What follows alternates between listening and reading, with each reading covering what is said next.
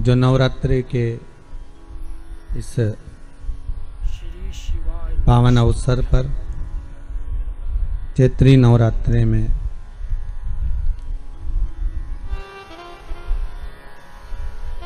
तुम जब ग्वालियर से 2 व्हीलर गाड़ी लेकर सीहोर आ सकते हो तो मौत के मुंह से निकलकर वापस सीहोर नहीं आ सकते थे। विश्वास रखना, भरोसा दृढ़ रखना और शंकर का श्री शिवाय नमस्तुभ्यम का जाप करते रहना। बाकी का वो जाने, उसका काम जाने। आप मानेंगे नहीं, इतनी बीमारी होने के बाद भी कोरोना इतना लगभग 50% चढ़ने के बाद भी बाबा ने ऐसी कृपा कर दी कि लौट कर वापिस घर आ गए। ये करुणा होती है। जहां दुनिया हार जाए वहां एक डॉक्टर और बैठा हुआ है। बस अहंकार के पद से थोड़ा सा हटना पड़ेगा, अहमता से थोड़ा नीचे जाना पड़ेगा। अरे लंकाधिपति रावण को मारने के लिए कितना प्रयास कर लिया भगवान राम ने। लंकाधिपति रावण को मारने के लिए कितना प्रयास कर लिया लक्ष्मण जी ने। लंकाधिपति रावण को मारने के लिए कितना प्रयास कर लिया श्री हनुमान जी ने। भगवान राम बाणों पर बाण चलाते रहे पर रावण के प्राण नहीं छूटते थे। तब राम जी महाराज ने उस समय पर श्री हनुमान जी से पूछा, हनुमान तू शंकर का अवतार है, मैंने तुझे इसलिए रखा मेरे साथ में कि शिव मेरे साथ में रहना चाहिए, तू बता कि रावण कैसे मरेगा। हनुमान जी बोले, मैं रुद्र का अवतार हूं, सत्य कहता हूं कि इसके हृदय में जब तक शंकर का नाम जप चल रहा है इसको कोई नहीं मार सकता, ये पक्का है। तो एक काम ऐसा करो कि इसके हृदय से शिव निकल जाए, इसके हृदय से शंकर बाहर हो जाए, तब जाकर तो इसके प्राण छूटेंगे। तब तुरंत हनुमान जी महाराज बोले कि प्रभु अब आपको क्या बताऊं कि मैं अगर लंकाधिपति रावण के सामने खड़ा रहूंगा तो ये रावण मरने वाला तो नहीं है, क्योंकि मैं स्वयं शंकर का एक अवतार हूं और मैं शिव का अवतार रावण के सामने जब तक है तब तक यमराज की तो हिम्मत नहीं है कि यहां आकर खड़ा हो जाए। स्वयं राम जी के प्राण छूटे जबकि कथा निकाल लो। जब राम जी के प्राण छूटे उस समय की कथा निकाल कर देखिए।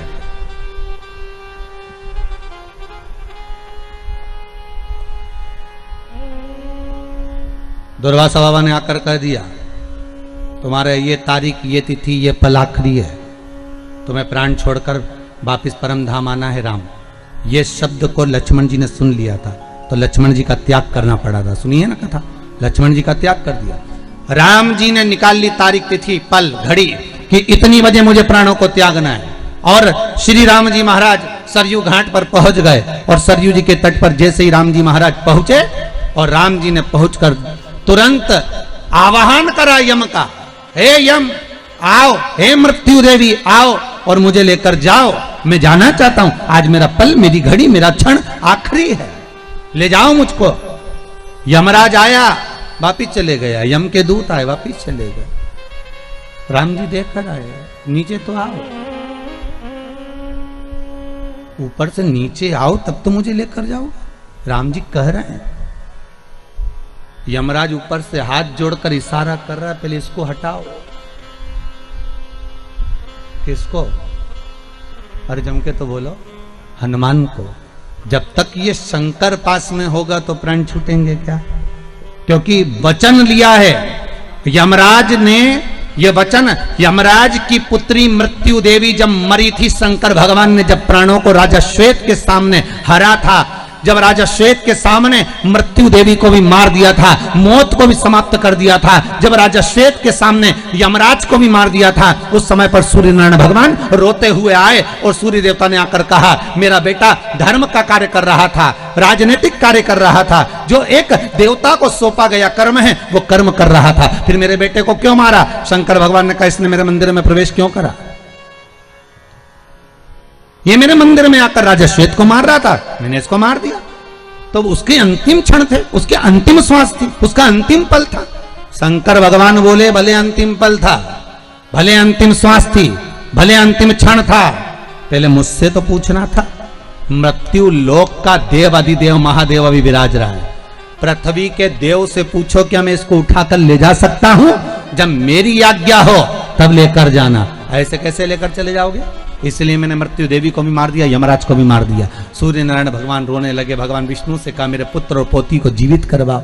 शंकर भगवान ने कहा शर्त एक रहेगी, जीवित तो मैं कर दूंगा, शर्त इतनी सी है, अगर कोई मेरा भजन कर रहा होगा, जहां शंकर खड़ा होगा, शंकर का स्मरण खड़ा होगा, जहां शिव नाम का जाप हो रहा होगा, वहां ना तो यमराज आएगा ना यमराज की बेटी मृत्यु देवी आएगी। अगर ये वचन दे तो मैं जिंदा कर दूं। सूर्य नारायण भगवान ने कहा मैं वचन देता हूं, आपका जहां नाम होगा वहां दोनों नहीं आएंगे। तो वचन दे दिया। तो जब वचन दे दिया तो हनुमान जी शंकर का अवतार, और ऊपर से यमराज कह रहे इनको हटाओ। तो राम जी समझ गए कि हनुमान ने कहा था रावण को मारते समय कि मैं पास में होऊंगा तो रावण नहीं मरेगा, मतलब मेरे साथ भी यही है, अगर शंकर साथ में है तो राम के प्राण नहीं छूटने वाले। तो राम जी से निवेदन यमराज कर रहे हैं, धर्मराज कर रहे हैं, आप कृपा करो और अपने प्राण त्यागने के लिए कुछ कृपा करिए, मैं मृत्यु देवी को भेज दूंगा, पर पहले इस शंकर को हटा दीजिए। और राम जी ने अपने हाथ की मुद्रिका उतारी, सरयू जी के जल में फेंक दी और हनुमान से कहा हनुमान अरे मेरी मुद्रिका गिर गई, जल्दी जा लेकर आ। और हनुमान मुद्रिका लेने के लिए जैसे ही पानी में कूदे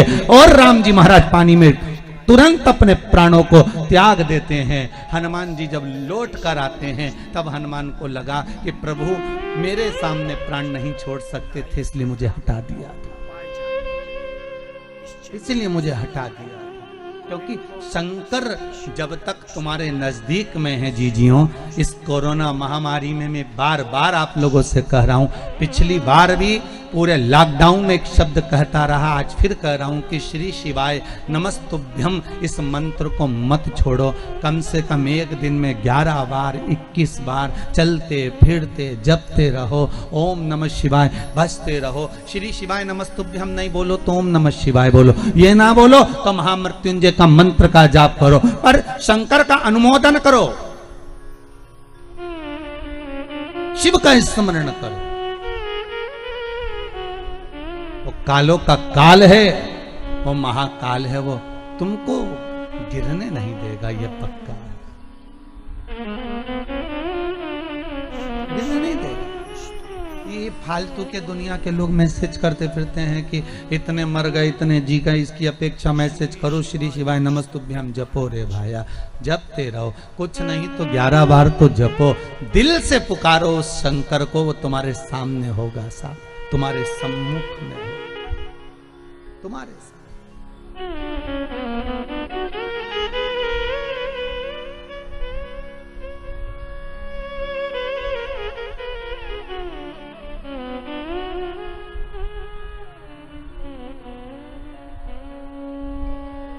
करो अनुष्ठान दिल से, देखो औषधि खाओगे तो थोड़ा तो फर्क पड़ेगा। अरे बोलो तो सही है कि गलत है? वो वैक्सीन लग रहा है, कम से कम उससे दवाई शरीर में रहेगी तो फेफड़ों पर तो कोरोना का असर नहीं पड़ेगा, इसलिए तो वैक्सीन लगाई गई। तो यही समझ लो कि एक वैक्सीन शंकर के नाम की है, जो एक बार लग जाएगी तो थोड़ा थोड़ा आराम लगना प्रारंभ होगा। शिव नाम में वो तत्व है।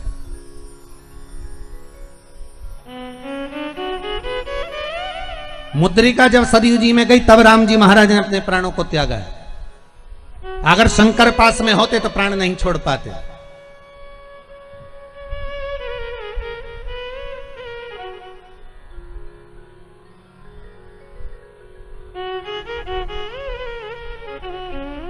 प्राण नहीं होता। अब तुम मृत्यु कैसे आए? ये प्राण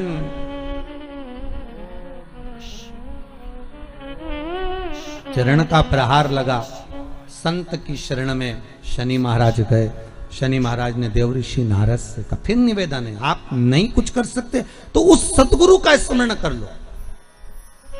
जैसे शनि महाराज को लगा कि मेरे पांव में चोट लग गई, मेरा पांव टेढ़ा हो गया, मेरा पांव अब काम नहीं कर रहा, मैं एक पांव से कैसे चल पाऊंगा, तब शनि महाराज को लग गया कि अब कोई नहीं बचा सकता, अब कोई सदगुरु ही चाहिए, अब कोई संत ही चाहिए, अब किसी गुरु की शरणागति ही चाहिए। और ऐसे समय में कई बार ऐसा भी होता है कि हम गुरु तक नहीं जा पाते, कभी कभी ऐसा भी होता है कि हम गुरु के पास नहीं पहुंच पाते, कभी कभी ऐसा भी होता है कि हम गुरु के नजदीक नहीं पहुंच पाते।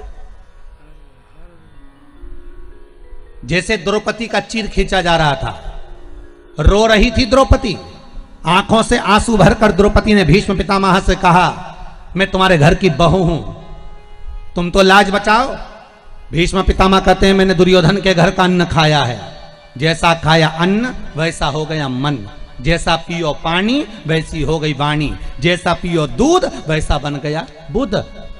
गाय का दूध पियोगे तो गाय जैसे निर्मल रहोगे, थैली का दूध पियोगे तो थैली जैसे हो जाओगे, डब्बे का दूध पियोगे तो गोल हो जाओगे। इसलिए गौ माता के दूध का पान का वर्णन किया है। अन्न का बड़ा प्रभाव है महाराज जी, बहुत ध्यान रखना पड़ता है अन्न खाने वाले को।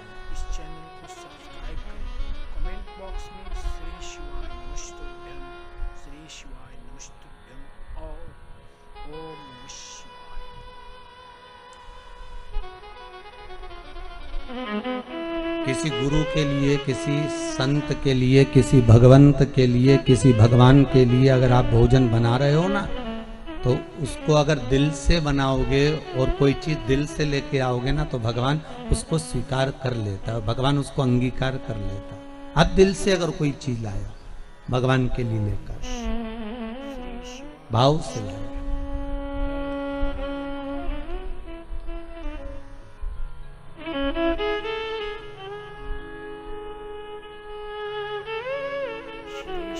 अब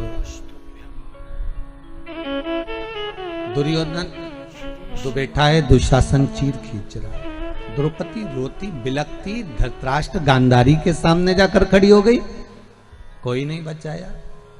आखिरी में द्रौपदी गुरु द्रोणाचार्य के पास में गई, मैं आपकी चेली हूं, आपने मुझे गुरु मंत्र दिया, कोई साथ नहीं देता, पर जिस गुरु ने मंत्र दिया है वो तो साथ देगा ना, आप तो साथ दो। गुरु द्रोणाचार्य मुस्कुराते हुए कहते हैं, री द्रौपदी, इस सभा में जितने बैठे हैं कोई तेरा साथ नहीं देगा, मैं भी तेरा साथ नहीं दूंगा, क्योंकि मैं गुरु हूं, भले मैंने मंत्र दिया है, पर एक बात याद रख ले, गुरु भले साथ ना दे, पर जो मंत्र दिया है तुझको, तो उस मंत्र को जप, गुरु मंत्र जो मिला है उसको जपो। हम आपसे फिर कहें, तुम्हें शिव पुराण याद रहे ना रहे, आप शंकर की कथा, कई लोग ये भी पूछते हैं कि गुरुजी हम शिव पुराण सुनेंगे, और आप कहते हो कि शिव पुराण सुनना चाहिए, तो जब हमारे प्राण छूटेंगे तो जब तक तो शिव पुराण हम भूल ही जाएंगे, तो फिर प्राण छूटेंगे जब तक तो शिव पुराण शरीर में रहेगी ही नहीं, फिर मतलब क्या पुराण सुनने से? और आखिरी में कौन पुराण सुनाएगा? फिर तो गरुड़ पुराण सुनाएंगे, फिर कौन शिव पुराण सुना रहा? तो आपका क्या कहना है गुरुदेव?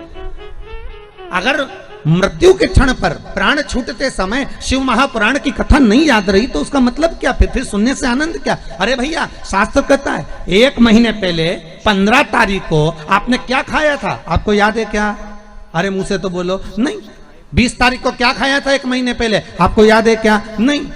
पर 20 तारीख को 1 महीने पहले 15 तारीख को जो तुमने खाया था वो तुम्हारे शरीर में गया, जाने के बाद उसका रक्त बन गया, रक्त बनने के बाद वो शरीर में आज तक चल रहा है। जो तुमने 1 महीने पहले खाया था उसका रक्त तुम्हारे शरीर में आज तक चल रहा है। शिव महापुराण की कथा वही कहती है, भले मरते समय तुम्हें कथा याद रहे ना रहे, पर इतना जरूर याद रखना कि तुमने जिस कथा को सुना है अंतिम समय तक वो तुम्हारे शरीर में निरंतर रक्त के साथ चलती रहेगी, और वही यम की कैद से छुड़ाकर परमात्मा के दरवाजे तक पहुंचा देगी। वो शरीर में चलती रहती है निरंतर, रात दिन, हर पल, हर घड़ी, हर क्षण चल रही है।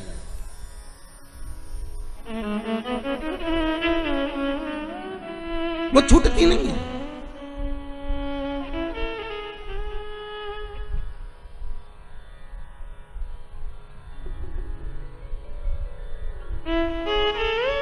वो मिलती है तो एक बार अगर मिल गई, औषधि चली गई शरीर में, फिर औषधि का काम है कितना असर करना है, ये तो औषधि दिखाती है। औषधि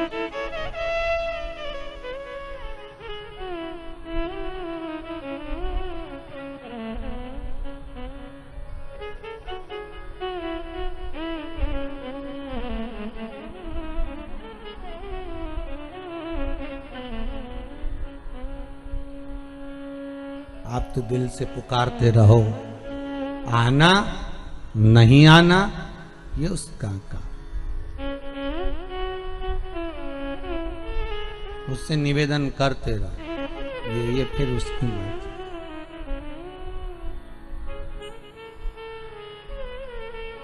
अच्छा, इतनी बड़ी कोरोना महामारी में करोगे भी क्या? डॉक्टर अपना काम कर रहा होगा, आईसीयू में ऑक्सीजन अपना काम कर रही होगी, वेंटिलेटर अपना काम कर रहा होगा, डॉक्टर सिस्टर अपना काम कर रहे होंगे। बार बार आप फोन लगाकर डॉक्टर से भी बात नहीं कर सकते, वो भी बेचारा इतना टेंशन में पड़े हुए हैं, इतने लोगों को देख रहे हैं दिन भर रात भर, तो उनको भी तो लगता होगा कि जिंदगी क्या है। उनकी भी तो आंख भर आती होगी जब इतनी बॉडियों को, इतने स्वरूपों को देखते होंगे। तो आप क्या कर सकते हो? आप खुद भी तो नहीं जा सकते, तो इतना तो कर सकते हो कि भगवान का भजन कर लो।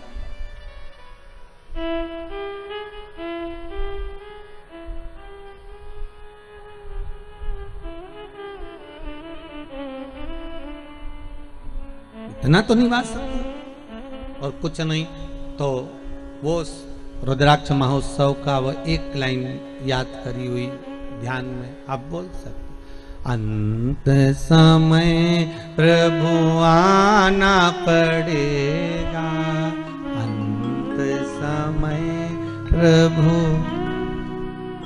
बोलो तो, अंत समय प्रभु आना पड़ेगा, अंत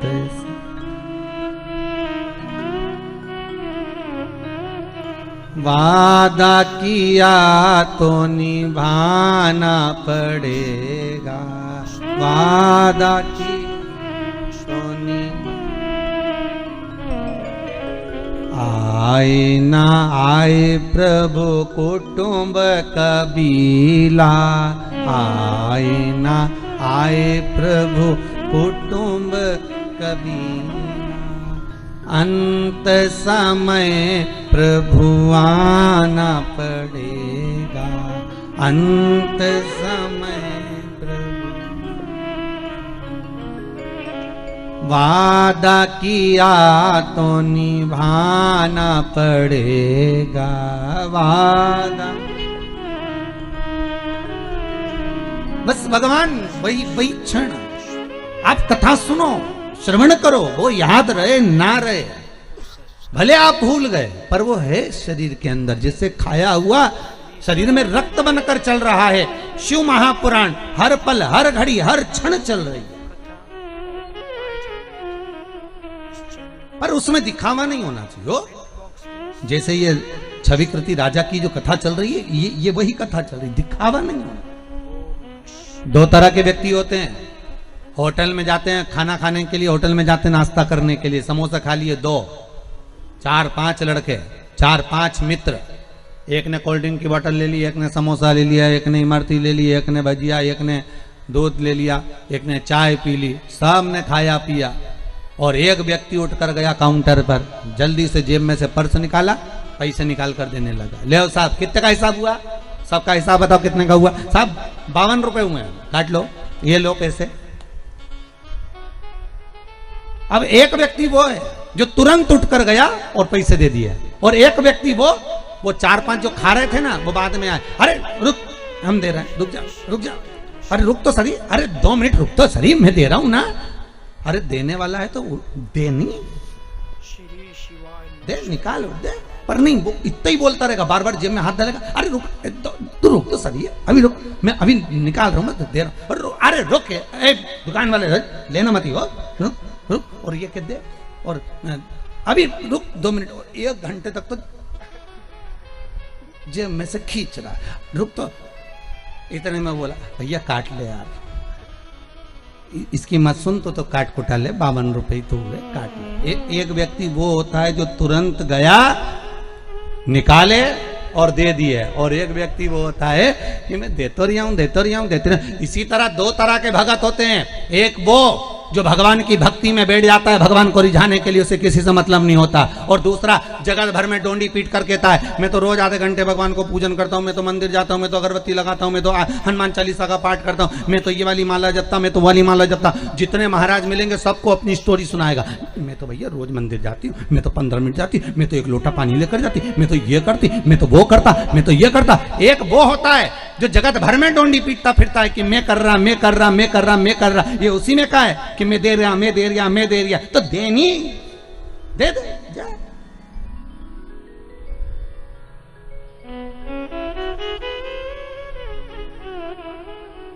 अरे बीमार पड़े तब मन में आया अब एक्सरसाइज करूंगा।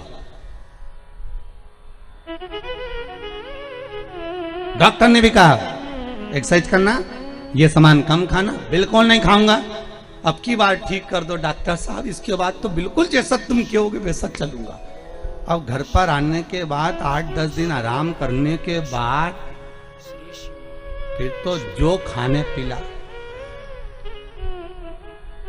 फिर तो पत्नी भी कह रही है थोड़ी योगा मोगा कर लो, एक्सरसाइज तू करिया जा, मेरा शरीर दिख रहा है योगा के लायक, तो खा लो जा, खा, शरीर ना दिख रहा। जब बीमार पड़े तब भगवान की याद आई, डॉक्टर साहब जैसा कहोगे वैसा करूंगा, एक बार सही कर दो फिर तुम्हारी सुनूंगा, तुम जैसा बोलोगे फिर तुम मास्क लगाने की बोलोगे तो मास्क लगाऊंगा, सैनिटाइज का बोलोगे वैसा करूंगा, सोशल डिस्टेंसिंग का बोलोगे तो पीछे आखिरी में जाके पेड़ पे बैठ जाऊंगा, तुम बोलो तो सही। और जब अच्छे थे तब कई लोग शहरों में गांव में बिना मास्क के घूम रहे हैं, वो इस भाव में घूम रहे हैं कि हमें कोई बीमारी नहीं है। तुम्हें बीमारी नहीं है पर घर वालों के लिए दूसरे की बीमारी लेकर क्यों आ रहे हो? कोरोना केवल एक ऐसी बीमारी है जैसे बाजार में से सब्जी खरीद कर लाते हो, किराने की दुकान से किराना खरीद के लाते हो, दूध की दुकान से दूध खरीद कर लाते हो, उसी तरह कोरोना की बीमारी है। ये कोरोना बीमारी एक ऐसी है, इसको आप लेने जाओगे तो आएगी, अगर नहीं लेने जाओगे तो नहीं आएगी। बस अंतर इतना है कि इसको लेने जाना तुम छोड़ दो। तुम क्यों जा रहे हो चौराहे पर? तुम्हें कौन कहे कि तुम बाजार घूमने जाओ? थोड़े दिन घर में बैठ के हरिगुण गाओ। 4 बजे से 7 बजे तक शिव महापुराण की कथा है, बस योर वाला महाराज की ने पांडे तारा से पांडे तारा ही है ना, हाँ बस तो कथा सुनो।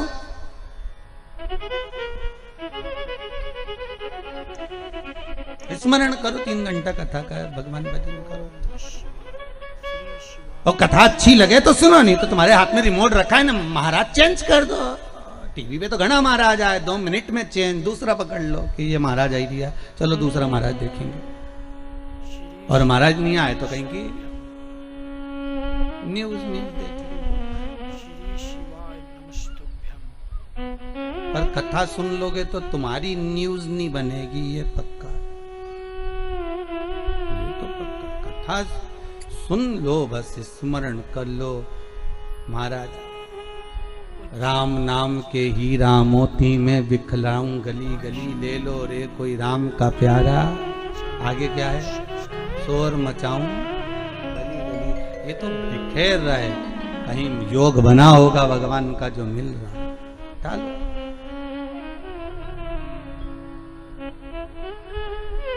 मिल रहा है उसको प्राप्त कर लो। अब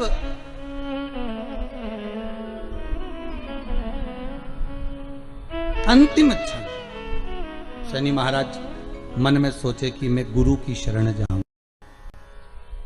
माता का अपमान कर दिया, लात मार दी, पांव टूट गया, और अब गुरु की शरण जा रहे हैं।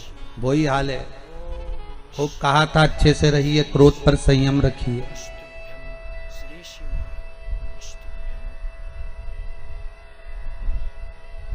आंधी और क्रोध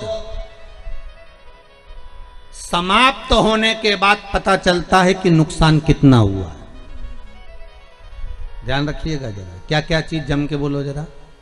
आंधी और क्रोध समाप्त हो जाते हैं, तब पता चलता है कि नुकसान कितना हुआ है। आंधी आती है, हजारों मकान छपड़ा सबको उड़ाकर चली जाती है, सबको नष्ट कर कर चली जाती है।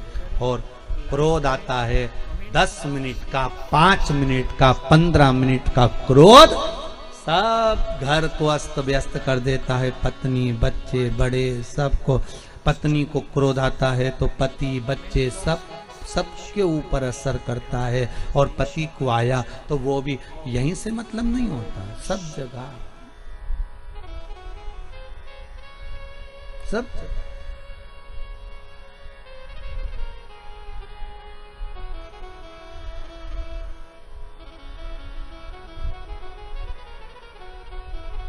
एक जरा सा क्रोध, मात्र एक क्षण का क्रोध।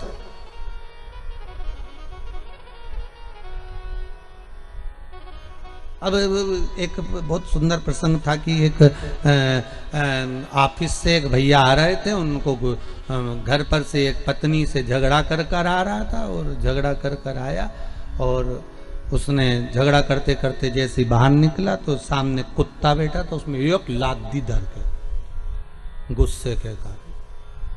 कुत्ता भागते भागते गया तो दूसरे व्यक्ति को काट लिया।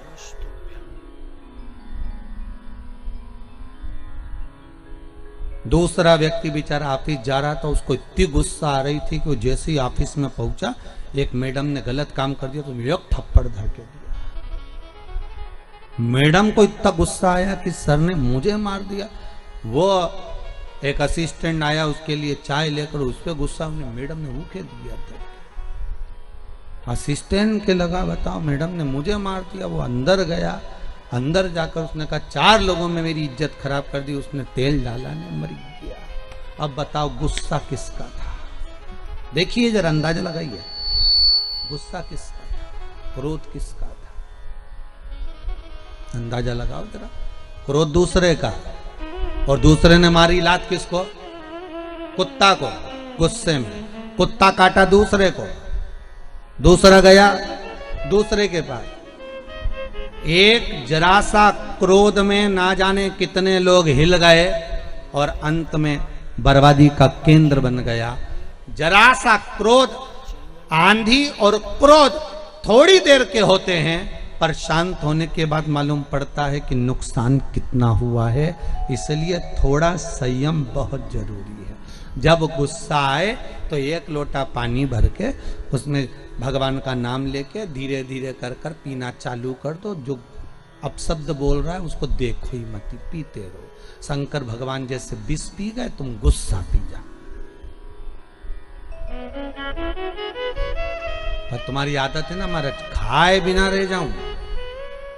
पर देखो माताएं कितनी जल्दी बोली, बोले बिना नहीं। हम तो बोले ही नहीं, जवाब तो इनने ही दे दिया तुरंत। हम तो बोले नहीं कि खाया बिना रह जाऊं, पर बोले बिना नहीं रह सकती, इसलिए जवाब तो दूंगे चाहे कुछ भी हो जाए। बोले बिना, अरे क्यों? शनि महाराज ने गुस्सा करा, पांव टूट गया। पांव टूट गया तो नारद जी के पास गए। देव ऋषि नारद बैठे हुए थे, भगवत स्मरण में लगे हुए थे। देव ऋषि नारद ने जो शनि महाराज को देखा, अरे शनि महाराज आप आए हो, आप और यहाँ? शनि महाराज बोले हाँ मेरा आना हुआ है। क्या कारण है? शनि महाराज जी बोले मेरा पांव टूट गया, कुछ कृपा कर दीजिए। आप संत हो, साधु हो, सन्यासी हो, तपस्वी हो, साधक हो, उपासक हो। और एक भक्त जो होता है, एक साधक जो होता है, एक संत जो होता है, एक गुरु जो होता है, जो भगवान की भक्ति में निरंतर डूबा हुआ होता है, वो आपको भगवान की भक्ति में ही डुबोएगा, भगवान के भजन में ही डुबोएगा, वो गलत जगह नहीं डुबोएगा। कामी व्यक्ति के पास जाओगे तो वो काम में डुबो देगा, लोभी के पास जाओगे तो लोभ में डुबोएगा, वासनावान के पास जाओगे तो वासना में डुबो देगा, तृष्णावान के पास जाओगे तो तृष्णा में डुबोएगा, अहंकारी के पास जाओगे तो अहंकार में डुबोएगा, और भगत के पास जाओगे तो भक्ति में डुबोएगा। देव ऋषि नारद ने कहा काय को चिंता करते हो, गंगा जी के घाट पर जाओ, शंकर भगवान का एक शिवलिंग का निर्माण करो, और शिवलिंग का निर्माण कर कर गंगा के घाट पर शंकर जी की आराधना करो। जगत के धात्रा शिव शंकर वही सब कुछ कर सकते हैं। मनुष्य के शरीर के जितने अंग हैं मानव शरीर में जितने अंग हैं, कहते हैं इनका एक अलग अलग देवता है। प्रत्येक अंग का एक अलग अलग देव है और सारे अंगों का अलग अलग देव है। सारे अंगों के देवताओं पर कंट्रोल करने वाला शंकर है, भगवान शिव औघड़दानी त्रिकालदर्शी कैलाशी। शरीर के किसी भी अंग में अगर चोट लगती है, किसी भी, एक बच्ची ने लिखा है कि कोई माता ने कि मेरे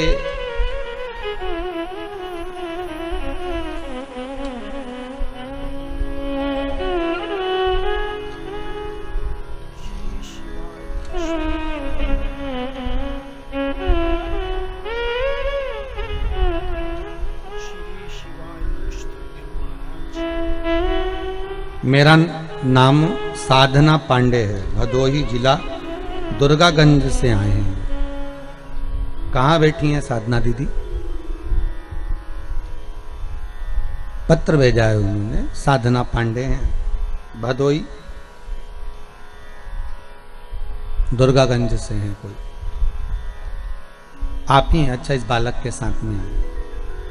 आपने लिखा था ये बालक जो है 5 वर्ष तक ठीक था, 5 वर्षों के बाद में धीरे धीरे धीरे धीरे इसका शरीर बेकार होता चले गया। अभी भी आपकी गोदी में ही है वो। दिल्ली तक, मुंबई तक इस बच्चे को दिखा दिया पर कहीं आराम नहीं मिला। पर शिवरी नारायण में कथा जो थी उसमें चंपेश्वर महादेव का उपाय आपने करा है। उसके बाद बच्चे ने धीरे धीरे हाथ की हथेली खोलना प्रारंभ कर दिया है। अब हथेली खुलने लगी इसकी। अगर बाबा ने इसकी हथेली खोल दी है तो यह भी पक्का है कि धीरे धीरे ये बच्चा शरीर संभाल लेगा और बाबा चाहेगा तो चरण जरूर लेगा। उस पर विश्वास रखिए। अगर इतना बाबा ने करा है तो उसको उस लायक जरूर करेगा बाबा।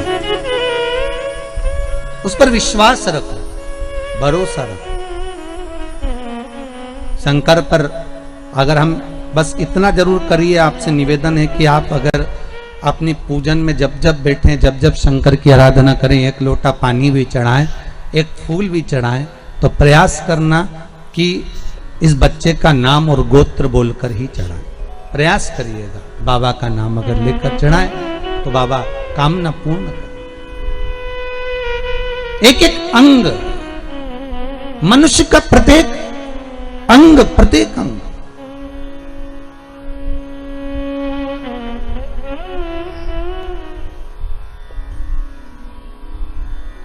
ऐसा कोई अंग नहीं जिसका कोई देव नहीं।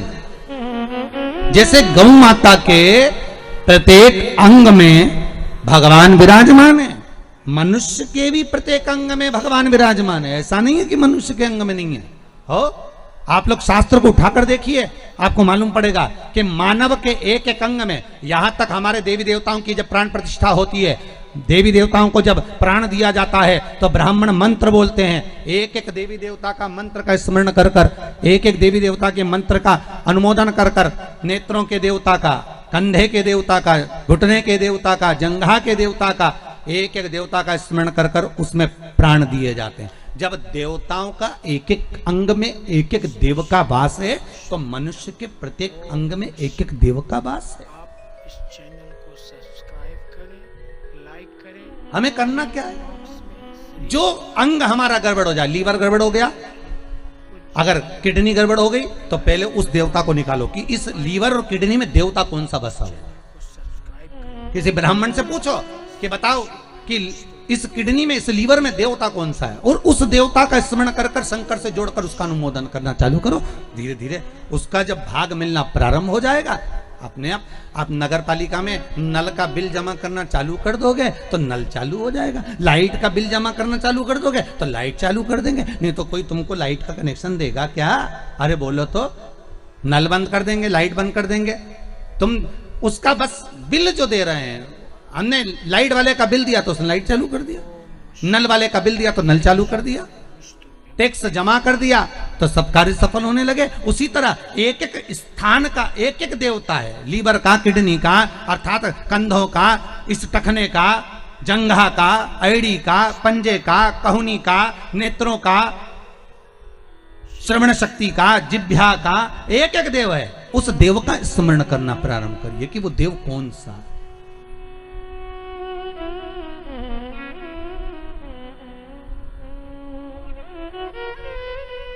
उस देव का स्मरण। पूज्य महाराज जी का लाइव कथा सारे देवी देवताओं में केवल एक ही देव है, देव अधिदेव महादेव, जिनके ऊपर जल चढ़ाया जाता है, दूध चढ़ाया जाता है, पंचामृत चढ़ाया जाता है, तो उस शिवलिंग को दोनों हाथों से मला जाता है।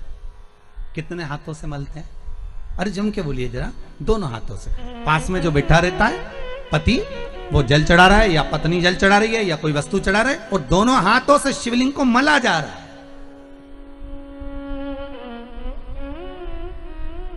लिंग पुराण कहती है कि शंकर भगवान के शिवलिंग पर कोई वस्तु चढ़ाकर उसको मली क्यों जा रही है, उसका स्मरण, उसका घर्षण क्यों किया जा रहा है। तो लिंग पुराण कहती है कि शंकर पर जो पदार्थ हमने चढ़ाया है, जो वस्तु चढ़ाई है, जो दूध चढ़ाया, जो दही चढ़ाया, जो पंचामृत चढ़ाया, उसका जब हम घर्षण करते हैं, शंकर का शिवलिंग में संपूर्ण शिव जी का श्री विग्रह विराजमान होता है। तो हमारे रोग, हमारी बीमारी किस जगह पर है? जब हम शंकर के शिवलिंग का घर्षण करते हैं तो उससे हमारी बीमारी धीरे धीरे समाप्त होने लगती है, धीरे धीरे समाप्ति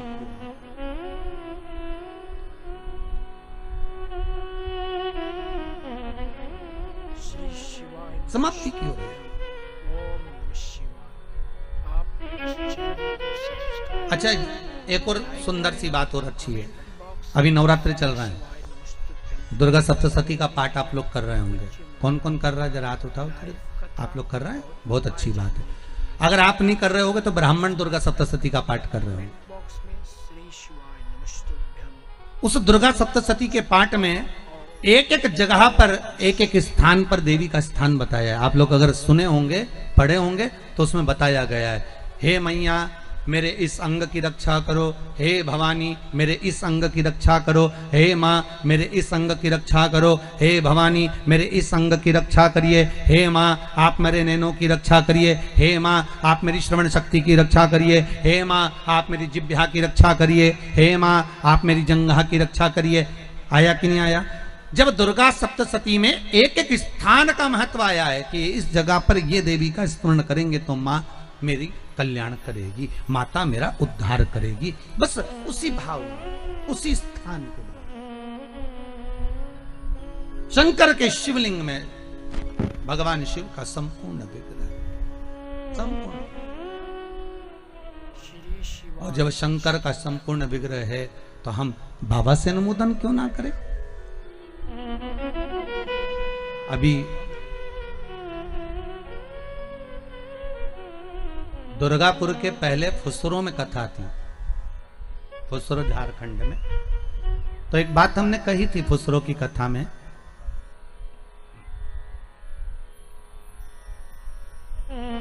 कि जिस व्यक्ति को शरीर में बहुत कष्ट रहता हो,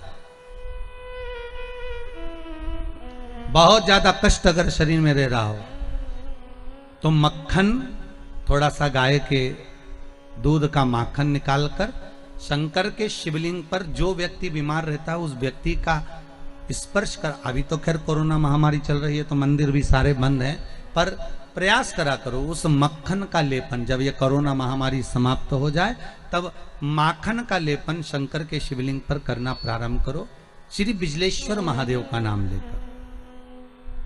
कौन से महादेव का नाम लेना है? श्री बिजलेश्वर महादेव।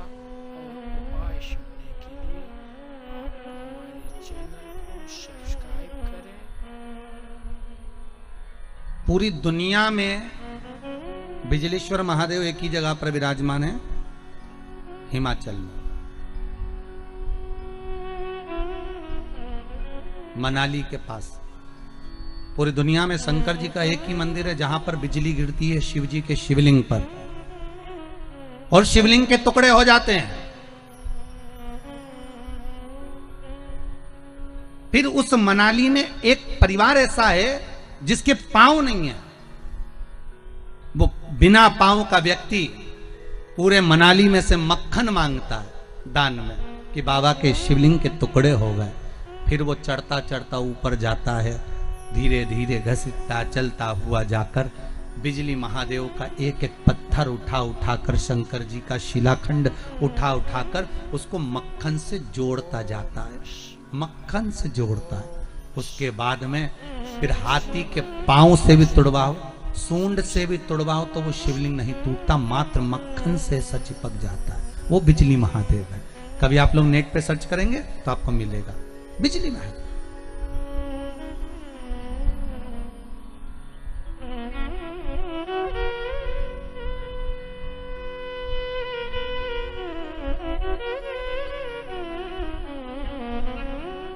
शिव कहां नहीं है साहब? शंकर का अनुमोदन किस जगह पर नहीं है? शिव का स्मरण कहां नहीं होता?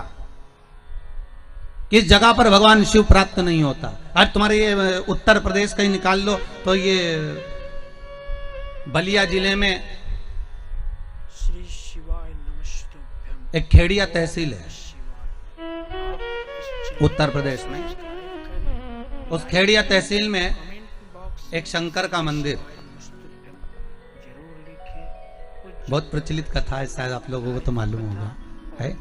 आप लोग उत्तर प्रदेश के हो तो आप लोगों को तो मालूम होगा कि बलिया जिले में खेड़िया तहसील में एक शिव जी का मंदिर, जहां से एक लड़की की शादी हुई और उसको कहार डोली में लेकर जा रहे हैं।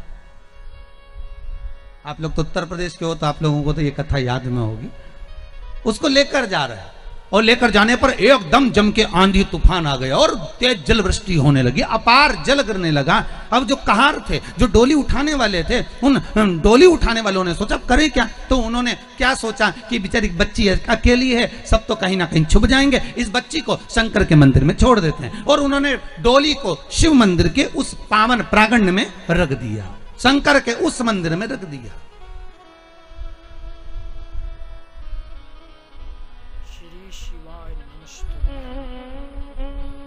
अब डोली को शंकर जी के मंदिर में रख दिया और लड़की को उतार दिया, वो कन्या को, वो बच्ची को उतार दिया जिसकी शादी हुई थी डोली में से। बेटा आप अंदर रुक जाओ, पानी तूफान बहुत तेज है, जब कम होगा तब चलेंगे। ठीक है। वो कन्या, वो बच्ची जिसका विवाह हुआ था, वो शंकर जी के मंदिर में शिवलिंग के पास में, जहां शंकर थे उस गर्भगृह के अंदर, जैसे देवराज ब्राह्मण की कथा कही थी कि देवराज ब्राह्मण को ताप पड़ा, शरीर में कष्ट हुआ तो वो जाकर शंकर के मंदिर में छुप गया था। उसी तरह वो बच्ची घबरा कर, ससुराल जाने वाली लड़की घबरा कर घूंघट में और अपने शरीर को लेकर उस वस्त्र से ढककर शंकर के उस गर्भगृह में जाकर छुप गई, एक जगह पर बैठ गई। पर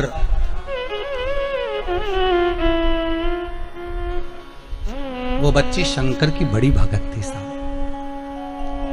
उसकी माँ ने उसको एक बात सिखाई थी बचपन से कि एक लोटा पानी भरना, शंकर जी को चढ़ाना। वो एक लोटा पानी भरती थी, शिव जी को चढ़ाने के लिए जाती थी, उसका नियम था। एक लोटा पानी भरती, शंकर को चढ़ाने चली जाती, बस और कुछ भी नहीं करती, बस लोटा भरा पानी का और शिव जी के पास पहुंच जाती। पानी भरा शंकर जी का, और छोटी सी बाल्यावस्था से, मात्र 2.5 वर्ष 3 वर्ष से उसने पानी चढ़ाना शंकर जी को चालू कर दिया। वही बच्ची दूसरे मंदिर में, वो मंदिर नहीं है उसके गांव का, ये मंदिर दूसरा, ये मंदिर दूसरा। और वो बच्ची मंदिर में जैसे ही थोड़ी देर बैठी, पेट में उसको मरोड़ उत्पन्न होने लगा। पेट में जैसे ही उसको मरोड़ उत्पन्न हुई, पेट दुखने लगा, मरोड़ने लगा। उसको लगा कि मैं बाहर इतनी सारी बारात ठहरी है, पूरी के पूरे पुरुष ही पुरुष हैं, बाराती बाराती हैं, मुझे लेने जाने वाले हैं, पर मैं पेट में मरोड़ हो रही है, मैं घबरा रही हूं, करूं क्या? अब मुझे शौचादि कर्म करना है, मैं कहां जाऊं? उस बच्ची ने शंकर को क्षमा मांगकर उसी गर्भगृह के अंदर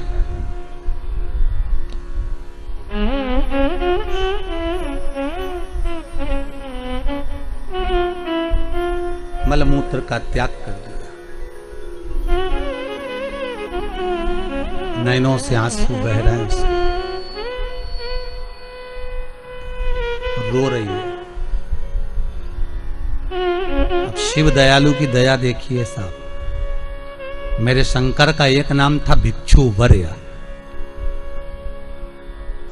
उसने तो शंकर की आराधना करने वाली ने तो मल और मूत्र का त्याग करा, बिलक बिलक कर माथा रगड़ कर शंकर के सामने रो रही है कि मेरा मरोड़ पेट में आया, तकलीफ हुई, इसलिए मैंने गंदगी कर दी।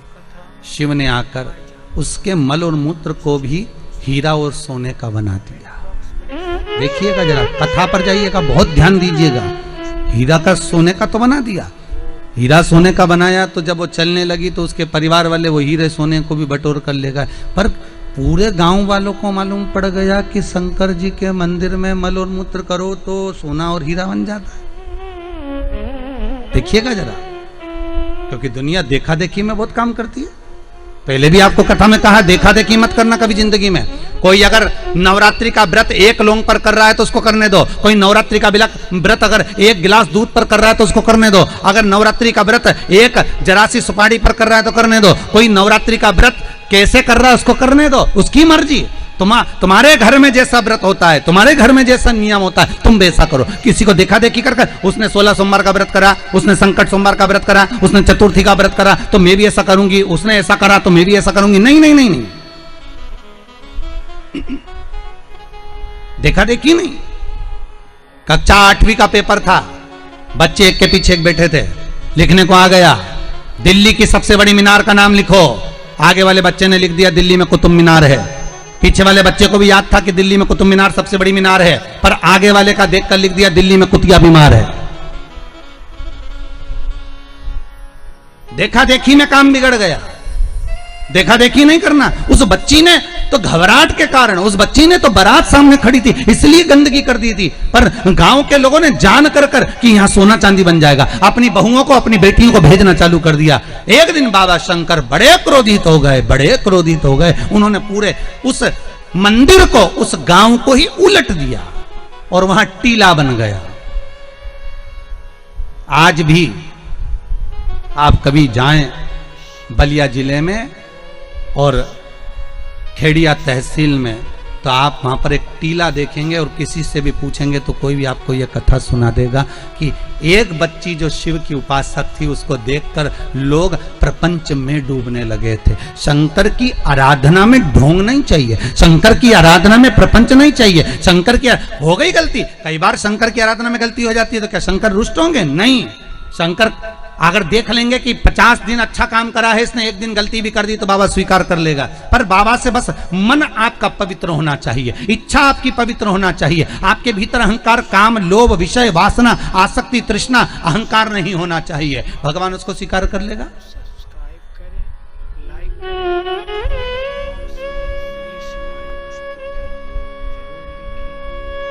भगवान उसको ले लेगा आराम से। दिखावा ना करिए भगवान के सामने। मेरे शंभू को आप दुनिया के मंदिर में दिखावा करो चल जाएगा, पर शंकर को नहीं चाहिए। शंकर कहते मेरे मंदिर में आओ, एक लोटा पानी चढ़ाओ, बम बम बोलो, अपने घर जाओ। फालतू बैठने की जरूरत नहीं है, फालतू मेरा टाइम बर्बाद करना मत। सारे देवी देवताओं के मंदिर में बैठने की जगह होती है, शंकर जी के मंदिर में बैठने की जगह नहीं होती। इतना पानी ढोल के जाते हैं कि साड़ी भी बचा के चलना पड़ती है। बैठने की तो जगह जाने दो वहां पर। शिव मंदिर में कहाँ बैठने की जगह होगी? चलो जाओ यहाँ से, काय को फालतू के बैठे हुए, टाइम बर्बाद कर रहे हो यहाँ पर, जाओ अपने अपने घर में। पार्वती जी कई बार शंकर जी से पूछती हैं, तुम आंख बंद करके बैठे रहते हो, दुनिया के लोग तुम्हारा दर्शन करने आते हैं, कम से कम देख तो लिया करो कौन आया। शंकर भगवान बोले फालतू की बात मत कर, मेरे को सब मालूम है, ये सब मांगने के लिए आते हैं इसलिए आंख बंद करके बैठा रहता हूँ।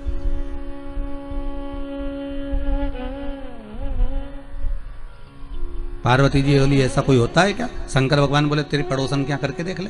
रोज पड़ोसन क्या जाना, जीजी की जरा एक कटोरी घी दे दे, जीजी जरा तेरी चप्पल दे दे, जीजी तरह जरा सा मोबाइल दे दे, जीजी तरह थोड़ा सामान दे दे। रोज रोज मांगने जाओगे तो पड़ोसन भी दरवाजा बंद कर लेगी, तो मैं तो आंख ही बंद कराऊंगा। तो आंख कब खोलोगे? शंकर भगवान बोले जो मेरे लिए आएगा तो आंख खोल लेता हूँ, मैं जानता हूँ मेरे भगत को कि ये मेरे लिए आता, मांगता कुछ भी नहीं है, बस आता ही है, दूध चढ़ाएगा, जल चढ़ाएगा, बेलपत्री चढ़ाएगा। और ऐसा बावरा कभी कभी बेलपत्री भी नहीं लाता, तो झाड़ू पोछा लगाकर हाथ धोने के बाद जो पत्ती पत्ती मिल जाती है उसी को धो के चढ़ा के चले जाता है। ये भगत है मेरा, ये भक्त है, इसको दिखावे से मतलब नहीं है। और एक रोज मंदिर जाए ने 25 बार तो साड़ी का पटली जमा, पटली जमा के फिर पिन मिन लगा के फिर पल्लू मल्लू ले के और एक बास्केट उतार ले, उसमें लोटा भर पानी मानी सब धर के और इतनी बड़ी बिंदी लगा के ऐसी नोटंकी करके कि इसके बराबर कोई मंदिर नहीं जाए साहब, ये तो बड़ी धर्मात्मा, इसके बराबर कोई धर्मात्मा नहीं। बाप रे, रोज आए, रोज मंदिर और ऐसी पूजन करे साहब, 2 घंटा तक तो माला लेने बैठी रहे। और इतने में कहीं की आवाज कर दे तो चिल्लाती भी है, उधर जाओ, उधर जाओ।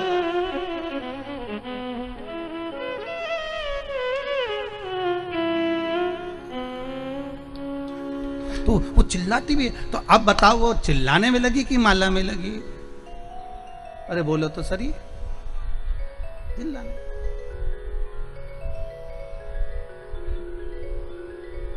अब ऐसे ही तुम हवन में बैठो, मालूम पड़े तुम सचंडी का हवन कर रहे हो, यज्ञ कर रहे हो, और मालूम पड़े पंडित जी ओम ब्रह्मचारिणे स्वाहा स्वाहा। अब देवी जी सोच रही है हवन आहुति यहाँ दे रही, देख मार रही है, और तुम कह रही स्वाहा, मैया बोल रही आहा। का है स्वाहा?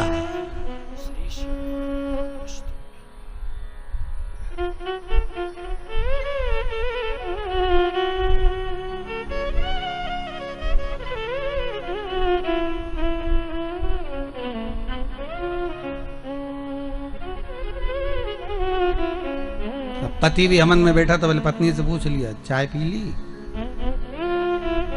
तुमने? वो पूरा साज सजा के हो, हमारे पाँव से ऐसा बैठे तो यहाँ तकिया फंसा है, और सामान रख करके स्वाहा स्वाहा। माता रानी भी सोचे रही मेरा हवन कर रही, मुझे ही देख ले।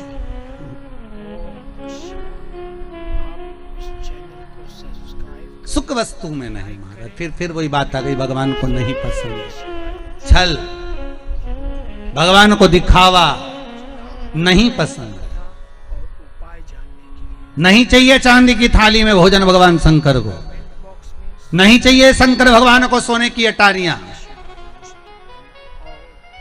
ऐसे सोने के महल तो शंकर भगवान लंका के राजा रावण को दिया थे, ले तू इधर ले, ले। हाथ में कड़ा था, उतार कर भस्मासुर को दे देते, ले जिस पे हाथ रखे वो ही भस्म। भस्मासुर ने सोचा प्रैक्टिकली यहाँ कर लो, शिव जी के पीछे पड़ गया। शंकर भगवान भागे, भगवान विष्णु के पास पहुंचे। भगवान विष्णु ने पूछा क्या हो गया? कि भस्मासुर आ रहा है। तो क्या उसको वर किसने दिया? तो कि मैंने ही दिया। तो किसको भस्म करने आ रहे? तो कि मेरे को ही आ रहा है। भगवान विष्णु बोले तो थोड़ा तो विवेक से काम करा करो, हर किसी को हर कोई सा आशीर्वाद दे देते। शंकर भगवान बोले हमारा नाम भोला, हम तो भोला, इसलिए तो नाम भोला पड़ा कि हर कुछ को हर किसी को जो मन पड़े वो वर दे दे। एक चोर शंकर जी के मंदिर में चोरी करने गया, स्टूल नहीं था, टेबल नहीं थी, कुर्सी नहीं थी, शंकर जी के शिवलिंग पे चढ़ गया। शंकर जी वहीं प्रसन्न हो गए, मांग तुझे क्या चाहिए? उसने कहा भोलेनाथ कभी तो प्रसन्न नहीं हुए, शिवरात्रि पे सावन में कभी प्रसन्न नहीं हुए, आज कैसे हुए? शंकर भगवान बोले लोग जल चढ़ाए, धतूरा चढ़ाए, तू तो पूरा ही चढ़ गया, बड़ी कृपा करिए, इससे बढ़कर करुणा तू तो मांग ले, तेरे को क्या चाहिए? शिव बढ़ा दया, उसका नाम ही भोला। अब देवऋषि नारद पूछ लिए क्या हुआ क्या है? तो कि महाराज जी मेरा पांव ठीक करा दो। तो पांव ठीक कराना है तो शंकर का स्तमन करो, गंगा के घाट पर जाकर शिवलिंग का निर्माण करो, उस शिवलिंग का निर्माण कर उसकी आराधना करिए। ठीक है। और उसकी आराधना में, जब शंकर भगवान की आराधना में शनि महाराज डूब गए, ऐसी आराधना शनि महाराज ने करी कि शंकर भगवान प्रसन्न हो गए। क्या मांगते हो शनि? शनि कहते हैं बस इतनी कृपा कर दीजिए, मेरा पांव ठीक कर दीजिए। शनि तेरा पांव तो ठीक कर दूंगा, पर उसमें थोड़ी सी लचक रह जाएगी, चिंता मत करना, तूने मेरा अनुमोदन करा है, जा तेरा कष्ट में हरता हूं। शनि महाराज शिव जी से कहते हैं, भोलेनाथ, जो आपका नाम लेगा उस पर कभी शनि नहीं चढ़ेगा। अब दिक्कत ये हो गई कि ये छवि कृति जो राजा था, ये शंकर की आराधना करने वाला, और शनि महाराज ने इसको मार दिया। कथा वहां चल रही है कि टेंशन ये कहां से आ गया कि शनि महाराज इसको कैसे मार सकते।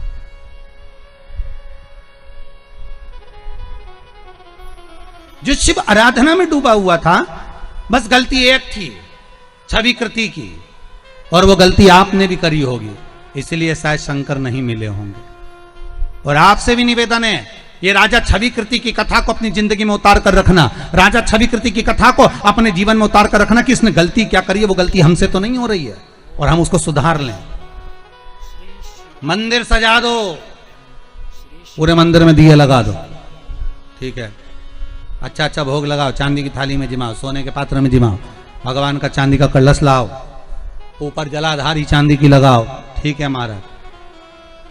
पर राजा छवि कृति के प्राण शनि महाराज, तो किसी ने शंकर भगवान से पूछ लिया, भोलेनाथ, विश्वनाथ, हे शंभो, हे त्रिकालदर्शी, हे कैलाशी, अविनाशी, शंभो, ये बताओ कि राजा छवि कृति जब तुम्हारी आराधना करता था, तुम पर जल चढ़ाता था, तुम्हारी पूजन करता था, तुम पर बेलपत्र चढ़ाता था, तो शनि महाराज ने उसको क्यों मारा? शंकर भगवान के मुख से निकल गया, राजा जब भी कोई सामान चढ़ाता था तो जगत को, नगर को, महल को, पूरे राजपाट को दिखाकर चढ़ाता था कि मैं इतना कर रहा हूं।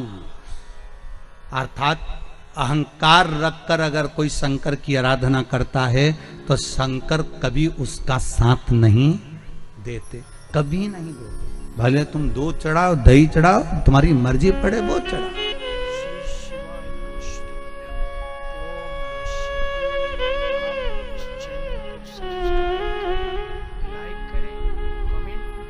तुम्हारा मन पड़े वो चढ़ाइए। आप शिव की आराधना में अगर कुछ भी चढ़ा रहे हो तो शंकर को वो मतलब नहीं कि तुम क्या चढ़ाओ, शंकर को तो ये भाव चाहिए कि तुम दिल से समर्पित हो रहे हो, तुम दिल से चढ़ा रहे हो, तुम दिल से अनुमोदन कर रहे हो, तुम दिल से स्मरण कर रहे हो।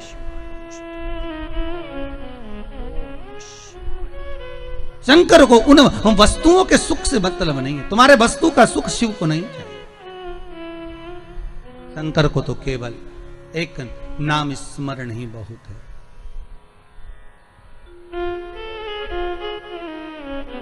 वह आनंद का भाव ही दूसरा होता। महाराज, मैना माता की गोद में पार्वती मैया आ गई। पार्वती मैया सुंदर स्वरूप था मां का। नारद जी ने प्रसंग भाव में कह दिया, बालक होगा, इसको जो पति मिलेगा भस्मी रमाने वाला, जटाजूट बांधने वाला।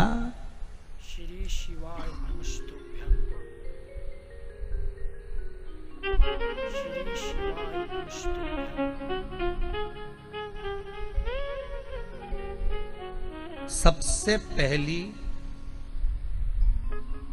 भस्म, सबसे पहली भस्म शंकर भगवान पर किसने चढ़ाई थी?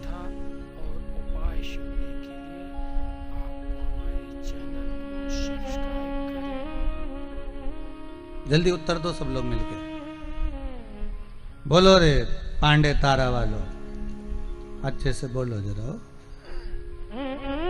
सबसे पहली भस्म शंकर भगवान पर किसने चढ़ाई थी? शिव महापुराण की कथा कहती है, एक संत हुए जिनका नाम था प्रनद। क्या नाम था? प्रनद। एक संत, वो शंकर की आराधना में डूबे रहते थे। कहते हैं उनकी आराधना का आनंद क्या था कि उस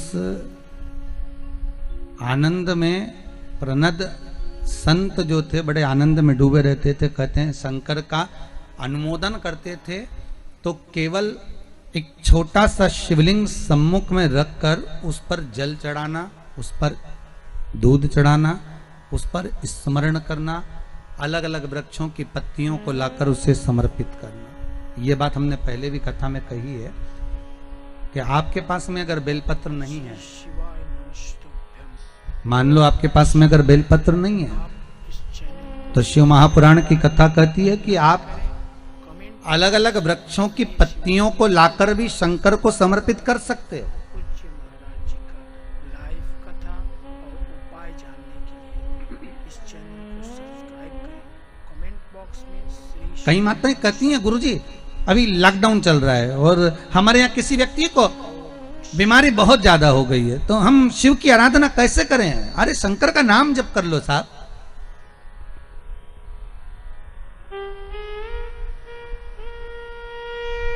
मंदिर भी नहीं जा सकते तो शिव का स्मरण तो करो, और अगर बेलपत्री ना मिले तो दूसरे वृक्ष की पत्ती ही समर्पित कर दो, पर करो।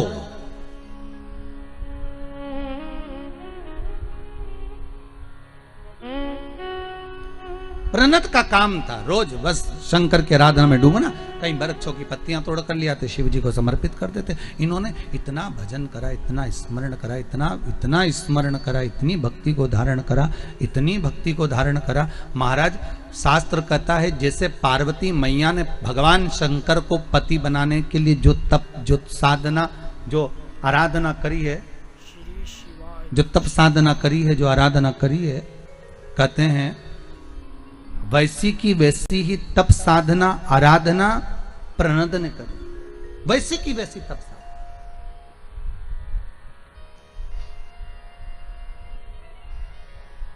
और बहुत ध्यान देना महाराज, कली काल के लिए वर्णन करेंगे। शंकर को रिझाने के लिए कौन से कलर के कपड़े पहने उससे मतलब मत रखना। शंकर को पाने के लिए कपड़ा बदलने की जरूरत नहीं, शंकर को पाने के लिए मात्र कलेजा बदलना है, केवल कलेजा। शिव मिल जाएगा। शंकर को पाना बहुत सरल, बहुत सरल, शिव को पाना। अब एक प्रणत का काम क्या था, वो ऋषि, वो संत का काम क्या था? वृक्षों की पत्तियां तोड़कर लाते, शंकर जी को समर्पित कर देते। जैसे पार्वती मैया ने तप साधना करी, जैसे पार्वती जी ने आराधना करी, वैसे ही माता पार्वती जैसी आराधना वो संत करता। बस पत्तियों को तोड़ता, मुख में लेता, खाता, अपनी जिंदगी को निकालता। कभी कभी पत्तियां खाना भी छोड़ देता, तो कभी फल खाना छोड़ देता, कभी कभी केवल जल का पान करता, कभी जल भी छोड़ देता। केवल नासिका के एक स्वर से श्वास खींचना, उसी स्वर से छोड़ देना, कभी कभी वो भी छोड़ देता। हजारों वर्ष शिव महापुराण की कथा कहती है कई वर्षों तक उसने तप साधना करी, और ऐसी तप साधना उस ऋषि ने कर ली कि उसके सामने जितने जानवर आते, पशुधन आते, कोई सिंह आता, कोई हिरण आता, कोई जलचर, कोई थलचर आते, कोई भी उपद्रव नहीं मचाते। कहते हैं उसके पास में आके सब मौन होकर शंकर का नाद करते, ओम अक्षर का स्मरण करते, सब शांति से डूबे।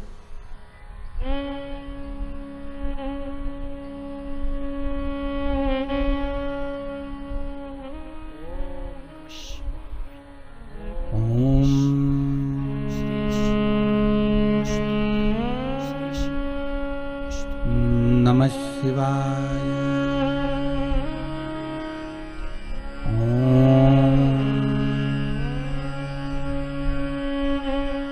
नमः शिवाय। ओम अक्षर के नाद में डूब गए।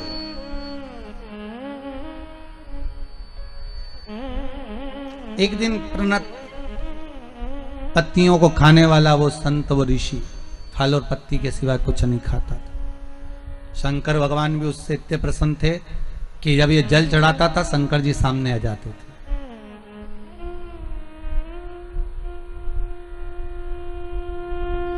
शिव सामने। एक दिन किसी वृक्ष की पत्तियां तोड़ने के लिए गया, उंगली में चोट लग गई। चोट लगी, रक्त जमीन पर गिरना था। शरीर में क्या होता है? रक्त। पर प्रणत के उंगली कटने पर रक्त नहीं निकला, वृक्षों की पत्तियां और जो फल खाए थे उसका रस निकल रहा था। पत्तियों का रस, फलों का रस निकल रहा।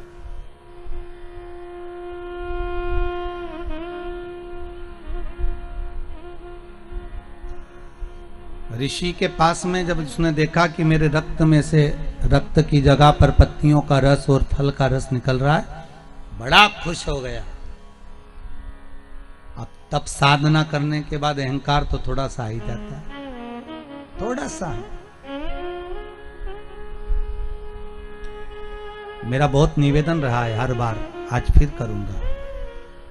आप कोई बहुत बड़ा आयोजन कर लो, बहुत बड़ा दान कर लो, बहुत बड़ा पुण्य कर लो, बहुत बड़ा सत्कर्म कर लो, बहुत बड़ा भजन कर लो, बहुत बड़ा स्मरण कर लो, पर तुम्हारे मन में अहंकार नहीं आना चाहिए। अहंकार आ गया कि मैंने करवाया,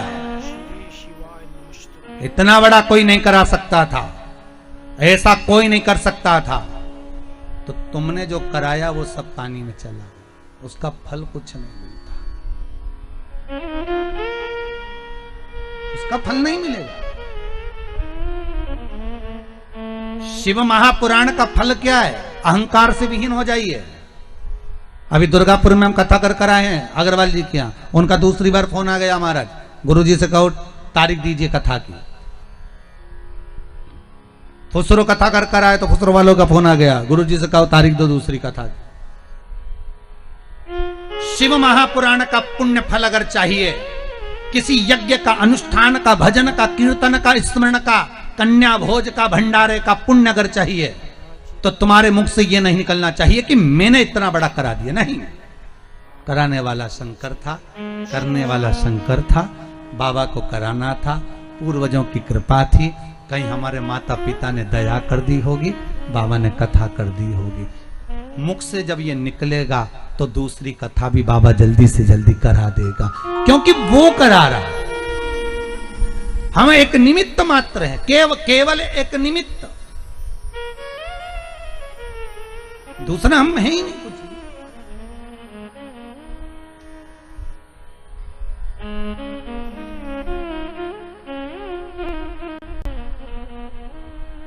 हम तो केवल एक निमित्त मात्र था। मेरे हाथ में से अब रक्त की जगह रस निकल रहा है। प्रणत को प्रसन्नता हो गई, ठहाका लगाकर हंसने लगा, खूब हंसा, खूब हंसा। अब उसको क्या हो गया था? धीरे धीरे जो संत का भाव था, तब साधना थी, भजन कीर्तन था, सब कुछ करा, पर थोड़ा सा उसको क्या आ गया था? जम के बोल दो, क्या आ गया? अहंकार आ गया कि मेरे शरीर से रक्त गायब हो गया। अब मुझ में इतना तपबल आ गया कि मेरे रक्त की जगह इन पत्तियों का, इन फलों का रस गिर रहा है। इन पत्तियों का रस गिर रहा है, इन फलों का रस गिर रहा है। पर एक बात याद आ गई, प्रणत ने जब अहंकार आया, प्रणत का काम था शंकर की आराधना करने के बाद शिव जी से रोज कहता था कि मेरे अहंकार को टिकने मत देना भगवान, जैसे ही आए वैसे ही तोड़ देना। ये रोज कहता था प्रणत, मेरे अहंकार को मत टिकने देना भोलेनाथ। हे शिव शंकर, हे शंभु, हे त्रिकालदर्शी, हे कैलाशी, अगर मेरे भीतर यह अभिमान आ जाए कि मैंने इसको भोजन कराया, मेरे भीतर यह अभिमान आ जाए कि मैंने ऐसा करवाया, मेरे भीतर यह अभिमान आ जाए कि मैंने अभिषेक करवाया, मेरे भीतर यह अभिमान आ जाए कि मैंने आपके ऊपर दही चढ़ाया, दूध चढ़ाया, पंचामृत चढ़ाया, मैंने भंडारा करवाया, मैंने भोजन करवाया, मैंने करवाया, तो मेरे अहंकार को तुरंत तोड़ देना। हे शंकर, इतनी करुणा जरूर करना। शंकर ने वो करुणा तुरंत कर दी। जैसे इसकी उंगली कटी, रस निकला, इसको अहंकार आया कि अब मेरे बराबर कोई नहीं हो सकता। मेरे शरीर में रक्त की जगह पत्तियों का, फल का रस भरा गया है, अब मेरे बराबर कोई नहीं हो सकता। मैंने इतना पुण्य करा, मैंने इतना फल प्राप्त कर लिया। उसी समय शंकर भगवान एक बूढ़े का रूप रखकर आ गए। मेरा ओघड़दानी, मेरा त्रिकालदर्शी, मेरा कैलाशी, मेरा शंभु एक बुजुर्ग का रूप रखकर आ गया, एक बूढ़े का रूप रखकर आ गया। और बूढ़े का रूप रखकर प्रणत के सामने आकर बोले, ओ प्रणत। प्रणत बूढ़े को देखकर बोले, हे बाबा, तो मुझे जानता नहीं है, तो मुझे पहचानता नहीं है? शंभू बूढ़े का रूप रखकर बोले, पहचानने की जरूरत क्या है? तुम्हें मालूम नहीं है बाबा, तुम्हारी उंगली काटूंगा तो उसमें से रक्त निकलेगा, तुम्हें मालूम है मेरा तप बल कितना प्रबल होगा कि मेरी उंगली कटती है तो उसमें से देखो ये पत्ती और फल का रस निकलता है। श्री शिवाय नमस्तुभ्यं। मेरा तप बल कितना प्रबल है।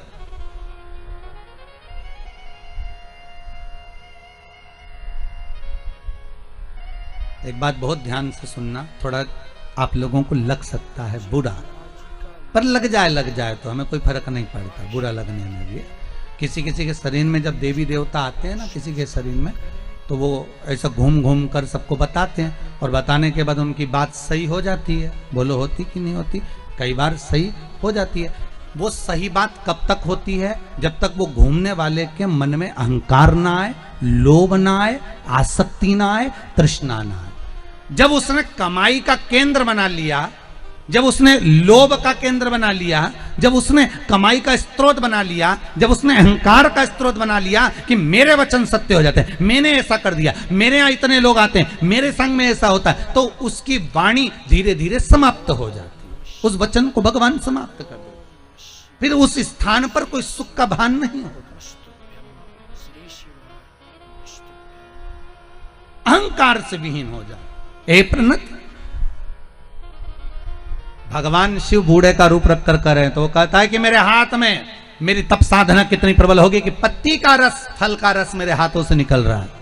आपका हाथ काटूंगा तो उसमें केवल रक्त निकलेगा और मेरे हाथ में पत्ती और फल का रस निकल रहा है। मैंने कितनी साधना करी होगी।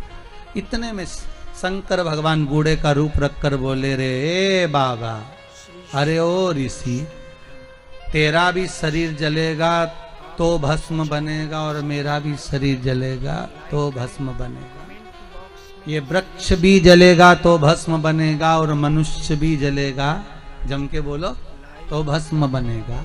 एक जानवर भी जलेगा तो भस्म बनेगा, एक पत्ती भी जलेगी तो भस्म बनेगा, एक तलातल भी जलेगा तो भस्म बनेगा, एक रसातल भी जलेगा तो, बोलते जाओ, भस्म बनेगा। एक पशु, पक्षी, जानवर, मनुष्य, जलचर, थलचर, वायुचर, कुछ भी जलेगा तो जलने के बाद केवल भस्म रह जाती है, उसके सिवाय कुछ नहीं रहता। शंकर भगवान के जब शब्द उस प्रनद ने सुने तो उसका अहंकार चले गया। क्या ऐसा होता है कि शरीर में भस्म रह जाती है? शंकर भगवान ने अपनी उंगली काटी और उसमें से भस्म निकलना जब चालू हुई, प्रणत के हाथ में आई। प्रणत ने उस भस्म को लेकर शंकर की उंगली को पकड़ लिया। मेरा महादेव मेरे सामने खड़ा है और मैं पहचान नहीं पाया, इतनी देरी कर दी मैंने पहचानने में। मेरा देव अधिदेव महादेव मेरे सामने और मैं पहचान नहीं पाया। शंकर भगवान अपने असली स्वरूप में आकर कहते हैं, अरे प्रणत, अहंकार जब सिर पर चढ़ जाता है तो भगवान पहचान में नहीं आता है। जब अहंकार जाता है तब शंभो को पहचान आ जाता है। प्रणत ने सबसे पहली भस्म भगवान शंकर को समर्पित करी थी। शिव महापुराण की कथा कहती है, पहला भगत था जो शंकर को भस्म चढ़ाया। क्या नाम था उसका? जम के बोल दो, प्रणत। कभी कोई आपसे पूछ सकता है तो आप उत्तर दे सकते हो। भगत प्रणत ने भस्म शिव को चढ़ाई थी। और शंकर की भी भस्म आरती काशी में, उज्जैनी में होती है। शंकर जी की भस्म आरती हर जगह नहीं होती और हर जगह करना भी नहीं चाहिए भस्म आरती। आप शंकर जी की धूप आरती कर दो, अगरबत्ती की आरती कर दो, दिया की आरती कर दो, वस्त्र आरती कर दो, रतन आरती कर दो, आभूषण आरती कर दो, पुष्प आरती कर दो, रुद्राक्ष आरती कर दो, पर शिव जी की आरती, भस्म आरती हर कहीं नहीं करना चाहिए। भस्म आरती का प्रमाण जहां है वहीं पर करना चाहिए। हाँ, शिव जी की रुद्राक्ष आरती भी होती है। एक मुखी से लेकर 14 मुखी रुद्राक्ष होते हैं। कितने मुखी तक होते हैं? जम के बोलिए। एक मुखी से लेकर 14 मुखी रुद्राक्ष, जिसमें सर्वश्रेष्ठ रुद्राक्ष होता है एक मुखी। 3 मुखी रुद्राक्ष बच्चों की पढ़ाई के लिए होता है। जो बच्चा पढ़ने में कमजोर होता है उसको 3 मुखी रुद्राक्ष पहनाया जाता है। 5 मुखी रुद्राक्ष घर के कार्यों को सफलता प्रदान करता है। कोई वस्तु घूम गई है, चाबी नहीं मिल रही, सोने की चेन नहीं मिल रही, कोई अंगूठी घूम गई, कहीं रखा गई, 5 मुखी रुद्राक्ष को चावल की कटोरी में घर के बीच सेंटर में ले जाकर रख दीजिए, खोई हुई वस्तु मिलना प्रारंभ हो जाती है। महाराज 7 मुखी रुद्राक्ष, कोई अगर बहुत गरीब से गरीब व्यक्ति है, ठेला चलाने वाला भी है, 7 मुखी रुद्राक्ष को धारण करता है तो संपदावान बनता है। 11 मुखी रुद्राक्ष, 12 मुखी रुद्राक्ष, 9 मुखी रुद्राक्ष, 10 मुखी रुद्राक्ष, ये बीपी, शुगर, ब्लड प्रेशर के लिए होते हैं। इनको हाथ में माताएं धारण करती हैं, पुरुष लोग पहनते हैं। रुद्राक्ष की महत्वता, कभी कभी अगर मान लो घर में अगर क्लेश ज्यादा हो, अशांति हो, मन अच्छा नहीं लग रहा हो, या बीमारियां बहुत ऐसा लग रहा है कि कोई बड़ी बीमारी ना घेर ले, तो 5 या 7 दिन तक पानी के लोटे में एक रुद्राक्ष डाल दिया करो, कोई सा भी मुख्य रुद्राक्ष पानी के लोटे में डाल दिया और उस पानी को ले जाकर शंकर जी को चढ़ा दिया। अपना नाम बोलकर भगवान शिव का स्मरण कर कर ओम नमः शिवाय, श्री शिवाय नमस्तुभ्यं या महामृत्युंजय मंत्र का स्मरण कर कर आप शंकर को चढ़ा 5-6 दिन चढ़ाओ, आपके मन को अच्छा लगने लगेगा, मन को शीतलता लगेगी, मन को आनंद आएगा। आपको जब रोना आए, आपको लगे कि आज मुझे अच्छा नहीं लग रहा, आज मेरा दिन बड़ा बेकार सा जा रहा है, मुझे बिल्कुल बेचैनी हो रही है, नींद नहीं आ रही, बेचैनी बनी हुई है, तो एक कटोरी में रुद्राक्ष को डाल दीजिए, कोई सा भी रुद्राक्ष आपके पास में, जो भी असली रुद्राक्ष आपके पास में उसको कटोरी में डाल दो और उस रुद्राक्ष के जल को 5-7 मिनट तक हथेली में रखकर भगवान शंकर का स्मरण कर कर श्री सोमेश्वर महादेव का नाम लेकर उस जल को पी लीजिए। रुद्राक्ष को निकाल कर रख दीजिए, रुद्राक्ष को निकाला और जल को पी लिया। महाराज मन में शीतलता होगी, बेचैनी समाप्त होगी और महाराज शंकर का अनुमोदन। और एक और बात ध्यान दीजिए, जब आपकी धड़कनें बढ़े, एकदम ऐसा लगे कि मुझे पसीना आ रहा है, बीपी शुगर जैसा महसूस हो रहा है कि बीपी ऊंचा नीचे, तब भी रुद्राक्ष का पानी शंकर को स्मरण कर कर, सोमेश्वर महादेव का नाम लेकर या श्री शिवाय नमस्तुभ्यं का जाप कर कर कटोरी में पड़ा हुआ रुद्राक्ष का जल थोड़ा सा पी लीजिए, बिल्कुल शरीर को एकदम शांति मिलेगी। ऊपर नीचे जो बीपी हो रहा होगा थोड़ा आराम लग जाएगा। रुद्राक्ष शंकर का एक स्वरूप, शिव का एक प्रतिबिंब।